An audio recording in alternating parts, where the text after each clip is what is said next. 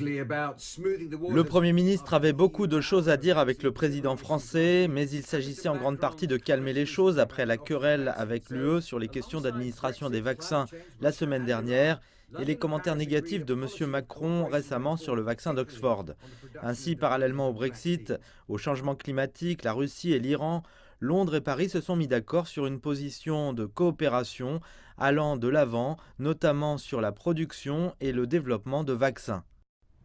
Les préoccupations concernant les nouvelles variantes du coronavirus s'installent dans toute l'Europe. Bruxelles et le Royaume-Uni, qui examinent d'abord les poussées en Grande-Bretagne et maintenant au Portugal, sont trop conscients du fait que davantage de mutations sont probables et pourraient menacer les programmes actuels d'inoculation. À cette fin, Westminster a annoncé un nouvel accord avec la société de biotechnologie allemande CureVac pour travailler sur de meilleurs vaccins pour l'avenir.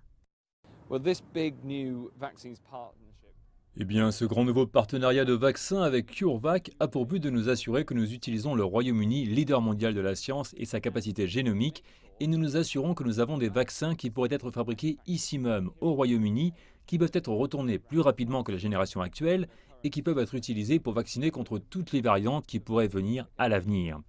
Il s'agit de s'assurer que le Royaume-Uni est aussi préparé que possible à tout ce qui pourrait nous arriver. Le groupe de travail sur les vaccins au Royaume-Uni est toujours optimiste et dit que tous les plus de 50 ans au Royaume-Uni seraient en mesure de recevoir une injection d'ici mai et que le Royaume-Uni ne thésaurisera pas les approvisionnements mais les distribuera à l'échelle mondiale une fois que l'objectif sera atteint.